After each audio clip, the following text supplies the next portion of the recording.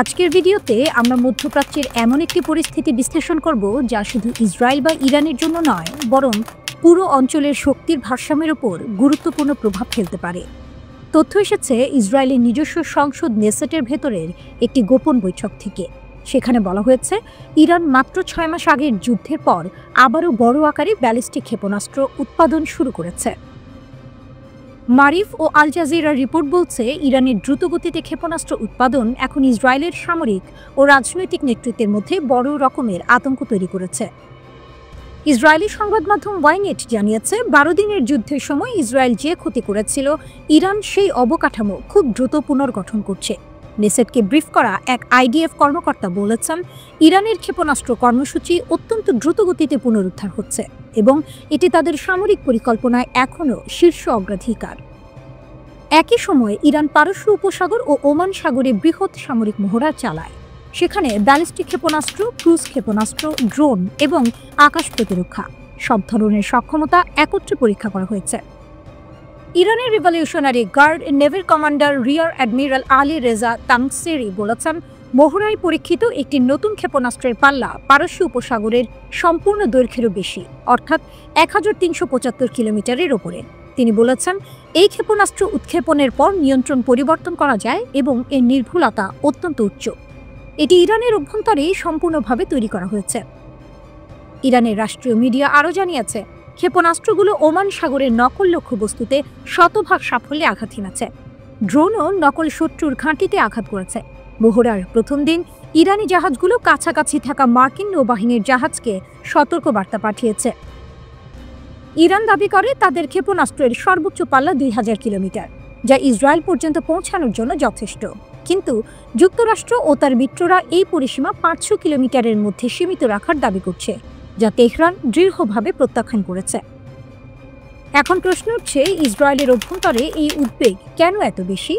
নেসেটের বৈঠকে আইন প্রণেতারা আরও জানতে চান যদি মার্কিন প্রেসিডেন্ট ডোনাল্ড ট্রাম্পের গাজা যুদ্ধবিরতি পরিকল্পনা ব্যর্থ হয়, তবে ইসরায়েল কি হামাসকে সম্পূর্ণ পরাজিত করার মতো পরিকল্পনা তৈরি করেছে? আইডিএফ প্রতিনিধি জানান এমন একটি পরিকল্পনা নকশা পর্যায়ে রয়েছে। পশ্চিমা কূটনীতিকরা আরও তথ্য দিয়েছেন। তাদের মতে ইসরায়েল যুদ্ধের সময় ইরানের প্ল্যানেটারি মিক্সার ধ্বংস করেছিল, যা ক্ষেপণাস্ত্র তৈরির মূল যন্ত্র। তার অভাবে ইরান এখন পুরনো প্রযুক্তিতে উৎপাদন শুরু করেছে। লক্ষ্য স্পষ্ট, পরবর্তী যুদ্ধ হলে ইরান একসঙ্গে 500 থেকে 1000 ক্ষেপণাস্ত্র নিক্ষেপ করতে চায়। ইসরায়েল পশ্চিমা মধ্যস্থতাকারীদের মাধ্যমে বার্তা পাঠিয়েছে যে তারা আরেকটি সরাসরি সংঘাত চায় না, কিন্তু ইরান এসব বার্তা প্রতারণা হিসেবে দেখছে, ফলে ভুল হিসাবের ঝুঁকি বাড়ছে। সব মিলিয়ে কূটনীতিকদের পর্যবেক্ষণ ইরান তার পারমাণবিক কর্মসূচি খুব দ্রুত এগিয়ে নিচ্ছে না, কিন্তু ক্ষেপণাস্ত্র কর্মসূচি পুনর্গঠনে এখন তাদের সর্বোচ্চ অগ্রাধিকার, আর সেটাই ইসরায়েলের সবচেয়ে বড় উদ্বেগে পরিণত হয়েছে। উত্তেজনাপূর্ণ পরিস্থিতি, ট্যাঙ্কার আটক করল ইরান। ব্রিটেন এবং ট্রাম্পের গুরুতর পরিণতি এর হুঁশিয়ারির মধ্যেই ইরান একটি ট্যাঙ্কার আটক করেছে। হরমুজ প্রণালীর আতঙ্ক, এটি কি একটি নতুন উপসাগরীয় যুদ্ধের প্রথম গুলি? হরমুজের নীল শিরায় আবারও আগুন। বিশ্ব যখন সতর্ক সংকেতে থরথর, ঠিক তখনই ইরান সমুদ্রের অদম্য প্রহরী উত্তোলন করে তার অধিকার, তার অহংকার। ট্যাঙ্কার ছিনিয়ে নেওয়ার সেই মুহূর্তে ইতিহাস যেন ফিস করে বলে ওঠে যে সাগর তুমি দখল ভাবো, সে সাগরও একদিন বিদ্রোহ শিখবে। ব্রিটেন ও ট্রাম্পের হুঁশিয়ারিকে ছিন্ন করে ইরান দাঁড়ায় নায়কের আসনে, অদম্য, দুঃসাহসী, নিজ ভাগ্যের নাবিক। হরমুজ প্রণালী থরথর করে, আর তেহরান জানায় খেলা এখন ইরানের নিয়মে চলবে। মার্কিন ড্রোন নজরদারির মধ্যে ইরান একটি তেল ট্যাঙ্কার ছিনিয়ে নিয়েছে। MQ-4C ড্রোন অসহায়ের মতো উপরে চক্কর কাটার সময় ইরান জাহাজটি আটক করে। খামেনির ট্যাঙ্কার কৌশল ট্রাম্পের রেড লাইন পরীক্ষা করছে। যুক্তরাষ্ট্র ইরান উত্তেজনা বৃদ্ধির মধ্যে ইরান হরমুজ প্রণালীতে একটি বিদেশি তেল ট্যাঙ্কার আটক করেছে। ওয়াশিংটন পোস্ট অনুসারে ইরান গত 14 নভেম্বর তালারা নামের মার্শাল আইল্যান্ডস পতাকাবাহী একটি তেল ট্যাঙ্কার আটক করে। ট্যাঙ্কারটি সংযুক্ত আরব আমিরাতের আজমান থেকে সিঙ্গাপুরের দিকে যাচ্ছিল, তখনই ইরানি বাহিনী এটিকে বাধা দেয়। মার্কিন নৌবাহিনী জানিয়েছে যে একটি MQ-4C ট্রাইটন ড্রোন কয়েক ঘন্টা ধরে প্রণালীটির উপর এক আটক প্রক্রিয়াটি পর্যবেক্ষণ করেছে। এই ঘটনাটি হরমুজ প্রণালীতে গত কয়েক মাসে ইরানের প্রথম বড় জাহাজ আটক। একজন মার্কিন কর্মকর্তা নিশ্চিত করেছেন ট্যাঙ্কারটিকে ইরানের আঞ্চলিক জলসীমায় ঘুরিয়ে দেওয়া হয়েছিল। বেসরকারি নিরাপত্তা সংস্থা এমব্রে জানিয়েছে এই বাধা দেওয়ার ঘটনায় 3টি ছোট নৌকা জড়িত ছিল। UK maritime trade operation centre এটিকে সম্ভাব্য রাষ্ট্রীয় কার্যকলাপ বলে অভিহিত করেছে। হরমুজ প্রণালী উত্তেজনাপূর্ণ কেন্দ্র। এই প্রণালীটি একটি কৌশলগতভাবে গুরুত্বপূর্ণ সংকীর্ণ পথ, যেখান দিয়ে বিশ্বব্যাপী তেল বাণিজ্যের 20% হয়ে থাকে। WAPO অনুসারে পশ্চিমা চাপের প্রতিক্রিয়ায় ইরান দীর্ঘদিন ধরে প্রণালীটি বন্ধ করার হুমকি দিয়ে আসছে। বাহরাইনে অবস্থিত মার্কিন পঞ্চম নৌবহর রুটগুলো খোলা রাখতে এলাকায় টপল দিয়েছে। এই আটক করার ঘটনাটি ইসরায়েলের সাথে জুনের যুদ্ধের পরে তেহরানের প্রতিশোধের হুঁশিয়ারির পর ঘটল। 12 দিনের এই যুদ্ধে মার্কিন যুক্তরাষ্ট্র ইরানের পারমাণবিক সাইটগুলোতে হামলা চালিয়েছিল, যা আঞ্চলিক উত্তেজনা বৃদ্ধি করে। আক্রমণের ধারা ফিরে আসছে। মার্কিন নৌবাহিনী পূর্বে 2019 সালে ট্যাঙ্কারগুলোতে মাইন হামলার জন্য ইরানকে দায়ী করেছিল। 2021 সালে ইসরায়েলি সম্পর্কিত একটি ট্যাঙ্কারে প্রাণঘাতী ড্রোন হামলায় 2জন ক্রু সদস্য নিহত হয়েছিল। 2022 সালের মে মাসে ইরান 2টি গ্রিক ট্যাঙ্কার আটক করে এবং সেগুলোকে সেই বছরের নভেম্বর পর্যন্ত আটকে রেখেছিল। ট্রাম্প 2015 সালের পারমাণবিক চুক্তি থেকে সরে আসার পরে তেহরানের হুমকির প্রতিধ্বনি ছিল এই অভিযান। সাম্প্রতিককালে ইরান সমর্থিত হুথিরা লোহিত সাগরে জাহাজগুলিতে হামলা চালিয়েছে, যা বিশ্বব্যাপী বাণিজ্যে বিঘ্ন ঘটাচ্ছে।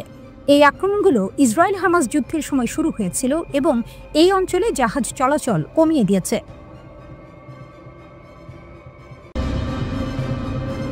এ যেন মরুভূমির বুকে ইস্পাত ঝড়ের জন্মকথা, যেন নিঃশব্দ রাত ছিঁড়ে ছুটে আসা অদেখা ভুবনের গল্প। একসময়ে যার ডানা ছিল শুধু আত্মরক্ষার আকাশে, আজ সে ডানা উড়ে বেড়ায় বৈশ্বিক শক্তির মানচিত্রে। ইরানের ড্রোন সস্তা, সরল কিন্তু অকল্পনীয় শক্তিতে ভরপুর। বিশ্বকে শিখিয়েছে আধিপত্য টাকার জোরে নয়, বুদ্ধির ধারেই গড়া যায়। শাহেদের তীক্ষ্ণ আত্মঘাতী ডাক, মোজাহিরের নীরব শিকারী দৃষ্টি, আবাবিলের নিরন্তর নজর, সব মিলিয়ে ইরান লিখছে প্রযুক্তির এমন মহাকাব্য যার প্রতিটি পাতায় কাঁপছে প্রতিপক্ষের বুক। একসময় শুধু নিজেদের দেশের প্রতিরক্ষার জন্য ব্যবহৃত হলেও ইরানের ড্রোন প্রযুক্তি আজ আন্তর্জাতিক মহলে বিশেষ পরিচিতি লাভ করেছে। এর মূল কারণ হলো কম খরচে অত্যন্ত কার্যকর ড্রোন তৈরি করার ক্ষেত্রে ইরানের সফলতা, যা তাদেরকে বিশ্ববাজারে একটি মজবুত অবস্থানে নিয়ে এসেছে। গত 10 বছরের ড্রোন শিল্পে ইরানের এই অভাবনীয় অগ্রগতি দেখে সামরিক বিশ্লেষকরাও অবাক। তাদের সাফল্যের রহস্য কোনো জটিল বা অত্যাধুনিক প্রযুক্তি নয়, বরং সহজ, নির্ভরযোগ্য এবং সাশ্রয়ী প্ল্যাটফর্ম তৈরির দিকে মনোযোগ দেওয়া। বাণিজ্যিকভাবে সহজেই পাওয়া যায় এমন যন্ত্রাংশ ব্যবহার করে ইরান এমন সব ড্রোন তৈরি করেছে যা যুদ্ধক্ষেত্রে দ্রুত এবং বৃহৎ পরিসরে ব্যবহার করা সম্ভব। এটি ইরানের সামরিক শক্তির অন্যতম দিক। ইরানের ড্রোনের মধ্যে সবচেয়ে বেশি আলোচনা এসেছে শাহেদ 136। এটি হলো এক ধরনের লয়টারিং মিউনিশন বা কামিকাজে ড্রোন, যা লক্ষ্যবস্তুতে আঘাত হানার জন্য কেবল একমুখী মিশনে ব্যবহার করা হয়। এর সস্তা নির্মাণ সামগ্রী, সরল কাঠামো এবং গণ উৎপাদনের সুবিধা একে বহু দেশের কাছে আকর্ষণীয় করে তুলেছে। এর ফলস্বরূপ রাশিয়া থেকে শুরু করে ইয়েমেন পর্যন্ত বিভিন্ন দেশে এই ড্রোনটির নকল বা লাইসেন্স করা সংস্করণ ইতোমধ্যেই ব্যবহৃত হচ্ছে। আরও উন্নত শ্রেণীর ড্রোন হল মোহাজের 6। এটি মাঝারি উচ্চতায় এবং দীর্ঘ সময় ধরে আকাশে ভেসে থাকতে সক্ষম একটি কমব্যাট ড্রোন। নজরদারি চালানো, তথ্য সংগ্রহ করা থেকে শুরু করে সুনির্দিষ্ট স্থানে হামলা চালানো, সব কাজই এই ড্রোনটি করতে পারে। রিয়েল টাইম ভিডিও ট্রান্সমিশন, বিশেষ সেন্সর এবং নির্ভুল গাইডেড অস্ত্র বহনের সক্ষমতা এটিকে আন্তর্জাতিকভাবে জনপ্রিয় করেছে। ইথিওপিয়া, ভেনেজুয়েলা এবং ইরাক সহ আরও অনেক দেশে এই ড্রোনটির ব্যবহার দেখা যাচ্ছে। শুধুমাত্র হামলাই নয়, নজরদারি ও তথ্য সংগ্রহের জন্য তৈরি আবাবিল 3 ড্রোনটি ইরানের প্রযুক্তির আরও একটি গুরুত্বপূর্ণ ধাপ।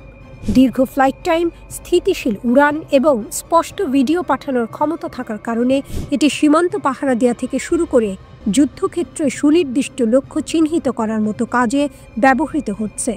সিরিয়া ও সুদান সহ একাধিক দেশে এটির কার্যকারিতা প্রমাণিত হয়েছে। বর্তমানে ইরানের ড্রোন আফ্রিকা, দক্ষিণ আমেরিকা এবং পূর্ব ইউরোপের মতো বহু অঞ্চলে ব্যবহৃত হচ্ছে। পশ্চিমা বা রুশ প্রযুক্তির তুলনায় কম খরচে একটি কার্যকর সামরিক সমাধান পাওয়ায় অনেক দেশ এখন ইরানের প্রযুক্তির দিকে ঝুঁকছে। এর ফলে প্রতিরক্ষা শিল্পে ইরান একটি নতুন কূটনৈতিক প্রভাব বলয় তৈরি করতে সক্ষম হয়েছে। সাশ্রয়ী মূল্য, নির্ভরযোগ্যতা এবং বাস্তবমুখী নকশা, এই তিনটি বিশেষ বৈশিষ্ট্যই ইরানের ড্রোন শিল্পকে আজ বিশ্বজুড়ে একটি বিশেষ স্থানে নিয়ে এসেছে। শাহেদ 136, মোহাজের 6 এবং আবাবিল 3 ড্রোনগুলো প্রমাণ করেছে যে অতিরিক্ত ব্যয় সাপেক্ষ প্রযুক্তি ব্যবহার না করেও একটি শক্তিশালী ও কার্যকর সামরিক প্ল্যাটফর্ম তৈরি করা সম্ভব, যা ইরানের সামরিক সক্ষমতা ও বুদ্ধিমত্তার পরিচয় দেয়। নতুন ঝড় সামনে, ইসরায়েল কি আবার ইরান আক্রমণের পথে? সময় গুনছে মধ্যপ্রাচ্য। ইরাকের সংবাদপত্র বাগদাদ আল ইউম জানিয়েছে, আঞ্চলিক রাজনৈতিক ও নিরাপত্তা সূচকে এক নতুন উদ্বেগ দেখা গেছে। যুক্তরাষ্ট্র ইসরায়েলকে যে সামরিক সহায়তা দিচ্ছে তার পরিমাণ বেড়ে গেছে। এই সূত্র ধরে খবর উঠে আসে, চলতি বছর শেষ হওয়ার আগেই ইসরায়েল ইরানে আবারও আক্রমণ করতে পারে, আর সেই যুদ্ধ হবে আরও বিস্তৃত, আরও জটিল। এটাই বাগদাদ আল ইউমের মূল্যায়ন।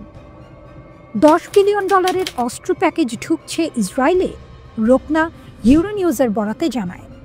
বাগদাদ আল ইউমের প্রতিবেদনে বলা হয়েছে, ইরানি সূত্রের তথ্য অনুযায়ী যুক্তরাষ্ট্র ইসরায়েলকে উন্নত মানের অস্ত্র সরবরাহ বাড়িয়েছে, বিশেষ করে ভূগর্ভভেদকারী বোমা, তার পাশাপাশি উন্নত প্রতিরক্ষা ব্যবস্থা। এই সব কিছুই দ্রুত পাঠানো হচ্ছে। চুক্তির মূল্য $10 বিলিয়ন বেশি। ইরানি সূত্রগুলোর ভাষায় এই সব ব্যবস্থা ইরানের চোখে ইসরায়েল দ্বিতীয় দফা হামলার বাস্তব প্রস্তুতি নিচ্ছে, হোক তা সীমিত বা হোক বড় পরিসরে। ইরানও শক্ত অবস্থানে দাঁড়িয়ে, কিন্তু সতর্ক। হিজবুল্লাহকে নিরস্ত্র করতে 60 দিন, ওয়াশিংটনের চাপ। ইরানি সূত্রগুলো বলছে, ওয়াশিংটন এখন বৈরুতে চাপ দিচ্ছে হিজবুল্লাহকে নিরস্ত্র করার জন্য। 60 দিনের সময়সীমা দিয়েছে যুক্তরাষ্ট্র।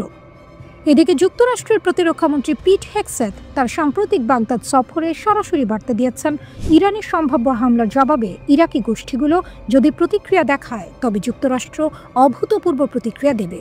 এই বার্তাও ইরান গভীরভাবে পর্যবেক্ষণ করছে। ইরান জানে এটি মনস্তাত্ত্বিক চাপ তৈরি করার কৌশল। বছর শেষের আগেই আঘাত, ইসরায়েল সময় নষ্ট করতে চায় না। বাগদাদ আল ইউমের মূল্যায়ন, ইসরায়েলের সম্ভাব্য হামলা বছর শেষ হওয়ার আগেই হতে পারে। তারা বলছে, পরিস্থিতির সব সংকেতই তাই দেখাচ্ছে। কারণ ইসরায়েল ভয় পাচ্ছে বিলম্ব করলে ইরান আগের যুদ্ধে দেখা দুর্বলতা কাটিয়ে আরও শক্তিশালী হয়ে উঠবে। ইসরায়েলের সেই আশঙ্কাই যুদ্ধের ঘটা বাড়িয়েছে। ইরান এখানে নিজেকে প্রস্তুত করছে, শক্তি বাড়াচ্ছে এবং সতর্কতার সঙ্গে প্রতিপক্ষকে দেখছে। ইউরোনিউজের প্রতিবেদনে বলা হয়েছে, ইরানের সাবেক প্রেসিডেন্ট হাসান রুহানি সাম্প্রতিক বক্তব্যে জানিয়েছেন, ইসরায়েল ও যুক্তরাষ্ট্র যে কোনো সময় আক্রমণে যেতে পারে। তার মতে, ইসরায়েল একটি শক্তিশালী নখরওয়ালা বিপজ্জনক শত্রু। 12 দিনের যুদ্ধে ইরান টিকেছিল, দৃঢ়ভাবে দাঁড়িয়েছিল, কিন্তু আঘাতও পেয়েছে। তবু ইরানও আঘাত দিয়েছে। রুহানির মতে, এটা ভাবা ভুল হবে যে আক্রমণ আর হবে না। প্রতিরোধের শক্তি ইরানকে বাড়াতে হবে। জাতীয় ঐক্যই হবে ইরানের আসল শক্তি, একথাও তিনি মনে করিয়ে দেন। রুহানি সতর্ক করে দিয়েছেন, ইসরায়েল এখন ইরানের সীমান্ত পর্যন্ত আসতে পারে, আকাশপথে, মহাকাশেও। দূরত্ব আর বাঁধা নয়। ইসরায়েলি বিমান পথে পথে জ্বালানি নেয় এবং ইরানের খুব কাছে পৌঁছে যায়। ইরাক, সিরিয়া, লেবানন, জর্ডান সব দেশের আকাশ এখন যুক্তরাষ্ট্র ও ইসরায়েলের নিয়ন্ত্রণে। এটাই ইরানের জন্য বড় চ্যালেঞ্জ। সৌদি আরব কেন ইসরায়েলের সঙ্গে সম্পর্ক গড়ছে না? অন্যান্য মুসলিম দেশের অবস্থান কি? এই প্রশ্নগুলোর উত্তর খোঁজার জন্য মধ্যপ্রাচ্যের ভূ রাজনীতি এবং ফিলিস্তিন সমস্যার ঐতিহাসিক প্রেক্ষাপট জানা জরুরি। মধ্যপ্রাচ্যের সবচেয়ে প্রভাবশালী ও অর্থনৈতিকভাবে শক্তিশালী মুসলিম দেশগুলোর মধ্যে সৌদি আরব অন্যতম। ইসরায়েলের সঙ্গে সম্পর্ক স্বাভাবিক না করার প্রধান কারণগুলো হল দ্বিরাষ্ট্রীয় সমাধান। সৌদি যুবরাজ মোহাম্মদ বিন সালমান স্পষ্ট করে দিয়েছেন, ইসরায়েলের সঙ্গে পূর্ণ ও আনুষ্ঠানিক সম্পর্ক স্থাপন করার আগে ফিলিস্তিন ইসরায়েল সংকটের দ্বিরাষ্ট্রীয় সমাধানের সুস্পষ্ট পথ নিশ্চিত করতে হবে। এর মানে হলো, পূর্ব জেরুজালেমকে রাজধানী করে একটি স্বাধীন ফিলিস্তিন রাষ্ট্র গঠনকে ইসরায়েলকে স্বীকৃতি দিতে হবে। আরব পিস ইনিশিয়েটিভ 2002। এই উদ্যোগটি সৌদি আরবের নেতৃত্বে আরব লীগ গ্রহণ করেছিল। এর মূল শর্ত ছিল ইসরায়েল যদি 1967 সালের দখলকৃত ফিলিস্তিনি ভূমি ও গোলান মালভূমি পুরোপুরি ছেড়ে দেয়, তবেই আরব দেশগুলো ইসরায়েলের সঙ্গে সম্পর্ক স্বাভাবিক করবে। ইসরায়েল তা প্রত্যাখ্যান করায় সৌদি আরব এখনও এই অবস্থান থেকে সরেনি। জনমতের চাপ। সৌদি আরব পবিত্র মক্কা ও মদিনার ধারক। ফিলিস্তিনিদের প্রতি সমর্থন সে দেশের মানুষের মধ্যে খুবই গভীর। গাজায় সাম্প্রতিক গণহত্যার মতো ঘটনায় মুসলিম বিশ্বে যে তীব্র ক্ষোভ সৃষ্টি হয়েছে, সেখানে ইসরায়েলের সঙ্গে সম্পর্ক স্থাপন করলে তা দেশের অভ্যন্তরে এবং বৃহত্তর মুসলিম বিশ্বে চরম জনরোষ সৃষ্টি করবে। আঞ্চলিক নেতৃত্ব। মধ্যপ্রাচ্যের নেতা হিসেবে সৌদি আরবের অবস্থান বজায় রাখতে হলে তাকে ফিলিস্তিন প্রশ্নের সমাধান না হওয়া পর্যন্ত ইসরায়েলের সঙ্গে সরাসরি সম্পর্ক স্থাপন থেকে বিরত থাকতে হবে। অন্যান্য মুসলিম দেশের অবস্থান। মুসলিম দেশগুলোর মধ্যে ইসরায়েলের সঙ্গে সম্পর্ক 3 ভাগে বিভক্ত। 1. চুক্তিবদ্ধ দেশ। Abraham accords. 2020 সালের আব্রাহাম অ্যাকর্ডসের মাধ্যমে এই দেশগুলো ইসরায়েলকে আনুষ্ঠানিকভাবে স্বীকৃতি দিয়েছে। সংযুক্ত আরব আমিরাত ও বাহরাইন। 2020 সালের সেপ্টেম্বরে তারা চুক্তিতে সই করে। অর্থনৈতিক ও সামরিক সহযোগিতা, বিশেষ করে ইরান ভীতি মোকাবিলায় যুক্তরাষ্ট্রের সমর্থনের বিনিময়ে তারা ইসরায়েলের সঙ্গে সম্পর্ক স্থাপন করে। সুদান ও মরক্কো। সুদান 2021 সালের জানুয়ারিতে এবং মরক্কো 2020 সালের ডিসেম্বরে চুক্তিতে যুক্ত হয়। মরক্কো এর বিনিময়ে পশ্চিম সাহারা নিয়ে তার দাবির প্রতি যুক্তরাষ্ট্রের স্বীকৃতি আদায় করে।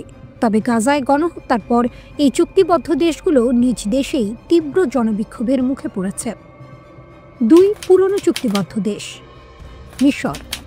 যুক্তরাষ্ট্রের মধ্যস্থতায় ক্যাম্প ডেভিড চুক্তির মাধ্যমে মিশর 1979 সালে ইসরায়েলকে স্বীকৃতি দেয়। এর বিনিময়ে মিশর সিনাই উপদ্বীপ ফেরত পায় এবং যুক্তরাষ্ট্রের আর্থিক সহায়তা লাভ করে। এই চুক্তির কারণে আরব বিশ্ব মিশরকে প্রতারক হিসেবে দেখে এবং আরব লীগ তার সদস্যপদ স্থগিত করে। প্রেসিডেন্ট আনোয়ার সাদাত এর বিরোধিতার কারণেই খুন হন। জর্ডান। ফিলিস্তিনের PLO এর সঙ্গে ইসরায়েলের অস্ত্র চুক্তির পর জর্ডান 1994 সালে মার্কিন মধ্যস্থতায় শান্তি চুক্তি করে। ইসরায়েল বিরোধী বা সম্পর্কহীন দেশ বেশিরভাগ মুসলিম দেশই এখনও ইসরায়েলকে স্বীকৃতি দেয়নি বা সম্পর্ক ছিন্ন করেছে। তীব্র বিরোধী দেশ। ইরান দীর্ঘকাল ধরে ইসরায়েলের চরম শত্রু। কাতার ফিলিস্তিনের সবচেয়ে বড় সমর্থক এবং তারা চুক্তির সম্ভাবনা পুরোপুরি বাতিল করেছে। Syria, Iraq, Oman, Kuwait, Tunisia, Libya, Algeria, Yemen, Pakistan ও বাংলাদেশ ইসরায়েলের সঙ্গে সম্পর্কের ঘোর বিরোধী। তুরস্ক 1949 সাল থেকেই ইসরায়েলের সঙ্গে সম্পর্ক রাখলেও গাজায় গণহত্যার পর দেশটি সম্পর্ক ছিন্ন করার ঘোষণা দেয় এবং ইসরায়েলি জাহাজের জন্য আকাশসীমা ও বন্দর নিষিদ্ধ করে।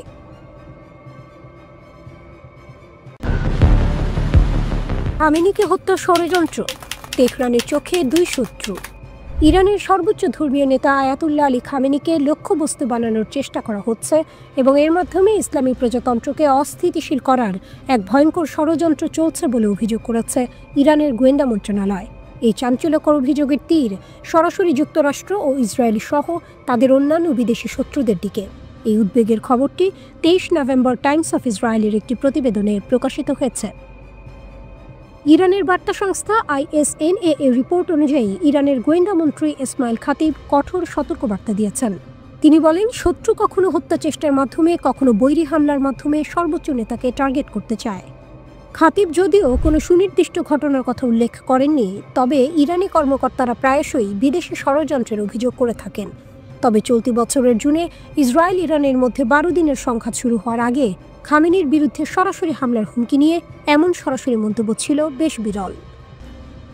মন্ত্রী খাতিব আরও হুঁশিয়ারি দিয়ে বলেছেন, যারা এই ধরনের ধ্বংসাত্মক কর্মকাণ্ডে জড়িত বা সহায়তা করছে তারা জেনে বা না জেনে শত্রুর অনুপ্রবেশকারী এজেন্ট।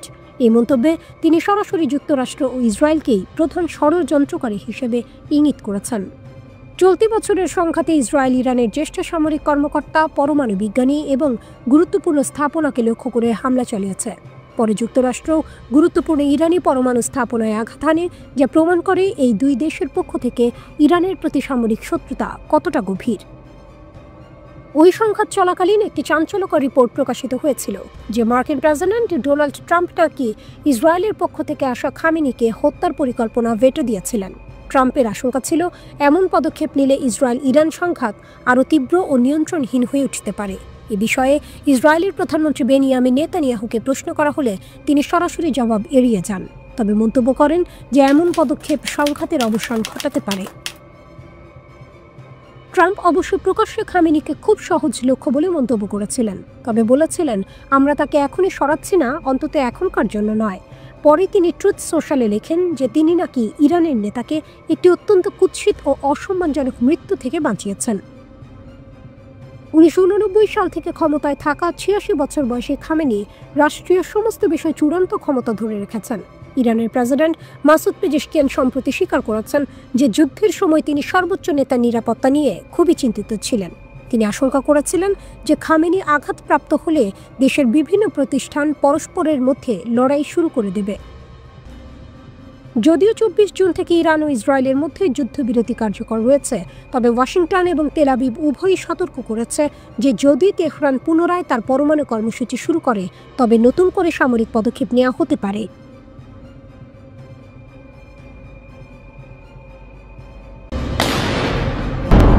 ভারত পাকিস্তান সংঘর্ষকে চীনের অস্ত্র পরীক্ষার সুযোগ হিসেবে ব্যবহার, মার্কিন রিপোর্টে দাবি। রিপোর্ট এনডিটিভির। আমেরিকার একটি দ্বিদলীয় কমিশনের বার্ষিক প্রতিবেদনে চাঞ্চল্যকর দাবি করা হয়েছে, গত মে মাসে ভারত ও পাকিস্তানের মধ্যে সৃষ্ট সংঘাতকে চীন তাদের সামরিক সক্ষমতা পরীক্ষা ও প্রচারের জন্য সুযোগ বুঝে কাজে লাগিয়েছিল। US China economic and security review কমিশনের এই প্রতিবেদনে বলা হয়, 4 দিনের এই সীমান্ত সংঘাতকে বেইজিং তাদের আধুনিক অস্ত্রশস্ত্রের পরীক্ষা এবং বিজ্ঞাপন হিসেবে ব্যবহার করে। এর লক্ষ্য ছিল ভারতের সাথে তাদের চলমান সীমান্ত উত্তেজনা এবং চীনের সম্প্রসারিত প্রতিরক্ষা শিল্পের লক্ষ্য পূরণে সহায়তা করা। মার্কিন প্রতিবেদনে দাবি করা হয়েছে, ভারত পাকিস্তান সংঘর্ষে প্রথমবার চীনের আধুনিক অস্ত্র ব্যবস্থাগুলো সক্রিয় যুদ্ধে ব্যবহৃত হয়েছিল। এর মধ্যে ছিল HQ-9 air defence system, PL-15 আকাশ থেকে আকাশে নিক্ষেপণযোগ্য ক্ষেপণাস্ত্র, J-10 যুদ্ধ বিমান। প্রতিবেদন অনুসারে এই ব্যবহার বাস্তব অর্থে মাঠে তাদের অস্ত্রের কার্যকারিতা পরীক্ষা করার সুযোগ এনে দেয়। পাকিস্তানকে অস্ত্র বিক্রির প্রস্তাব। প্রতিবেদনটি আরও দাবি করেছে যে সংঘাত শেষ হওয়ার পর জুন মাসে চীন নাকি পাকিস্তানকে 40টি J-35 পঞ্চম প্রজন্মের যুদ্ধ বিমান, KJ-500 বিমান এবং ব্যালিস্টিক ক্ষেপণাস্ত্র প্রতিরক্ষা ব্যবস্থা বিক্রির প্রস্তাব দিয়েছিল। কমিশনের গবেষণা, প্রকাশ্যে আসা তথ্য এবং গণমাধ্যমের প্রতিবেদনের ভিত্তিতে তৈরি করা এই রিপোর্টে বলা হয়েছে, সংঘাতের কয়েক সপ্তাহ পর চীনের দূতাবাসগুলো ভারত পাকিস্তান সংঘর্ষে তাদের অস্ত্র ব্যবস্থার সাফল্যের প্রশংসা করে। একে অস্ত্র বিক্রি বৃদ্ধির একটি প্রচেষ্টা হিসেবে চিহ্নিত করা হয়েছে। তবে প্রতিবেদনটি আরও উল্লেখ করেছে যে মে মাসের এই সংঘাতকে প্রক্সি যুদ্ধ বলা হলে উস্কানিদাতা হিসেবে চীনের ভূমিকাকে বাড়িয়ে বলা হবে। ফরাসি রাফাল যুদ্ধ বিমান নিয়ে ভুয়া তথ্য প্রচার। প্রতিবেদনে আরও একটি গুরুতর অভিযোগ আনা হয়েছে, ভারত পাকিস্তান সংঘাতের পর চীন ফরাসি রাফাল যুদ্ধ বিমানকে হেয় করার জন্য ভুয়া তথ্য প্রচার চালিয়েছিল। ফরাসি গোয়েন্দা সংস্থার তথ্যের ভিত্তিতে প্রতিবেদনে দাবি করা হয়েছে, চীন ফরাসি রাফালের বিপক্ষে তাদের নিজস্ব J-35 এর পক্ষে ভুয়া প্রচার শুরু করে। এই প্রচারে সামাজিক যোগাযোগ মাধ্যমে ভুয়া অ্যাকাউন্ট ব্যবহার করে আর্টিফিশিয়াল ইন্টেলিজেন্স এবং ভিডিও গেমের ছবি ব্যবহার করা হয়। ছবিগুলো চীনের অস্ত্রে ধ্বংস হওয়া যুদ্ধ বিমানগুলোর ধ্বংসাবশেষ হিসেবে দাবি করা হয়েছিল। তবে চীন এসব প্রতিবেদনকে সম্পূর্ণভাবে ভুয়া তথ্য বলে উড়িয়ে দিয়েছে। রাফাল নিয়ে ভুয়া তথ্য প্রচারের বিষয়ে ব্রিফিংয়ে এক প্রশ্নের জবাবে চীনের পররাষ্ট্র মন্ত্রণালয়ের মুখপাত্র মাও নিং বলেন, আপনারা যে তথাকথিত কমিশনের কথা বলছেন তারা সবসময় চীনের প্রতি আদর্শগত বিদ্বেষ পোষণ করে। তাদের বলার মতো বিশ্বাসযোগ্য কোনো কিছু নেই। জম্মু ও কাশ্মীরের পেহেলগামে একটি সশস্ত্র গোষ্ঠীর হামলায় 26 জন নিহত হওয়ার পর ভারত ও পাকিস্তানের মধ্যে উত্তেজনা মারাত্মকভাবে বৃদ্ধি পেয়েছিল। ভারত অভিযোগ করে যে এই হামলার সাথে জড়িতদের পাকিস্তানের সঙ্গে যোগসূত্র রয়েছে, যা পাকিস্তান নাকচ করে দেয়। গত 7 মে ভারত অপারেশন সিঁদুর নামে পাকিস্তানে হামলা চালায় এবং জবাবে পাকিস্তানও পাল্টা আঘাত হানে। পাল্টাপাল্টি হামলার পর সংঘাত শুরু হয়, যা 4 দিন ধরে চলে। মার্কিন প্রেসিডেন্ট ডোনাল্ড ট্রাম্প দাবি করেছিলেন যে তার মধ্যস্থতায় 10 মে দুই দেশ যুদ্ধবিরতিতে রাজি হয়েছে।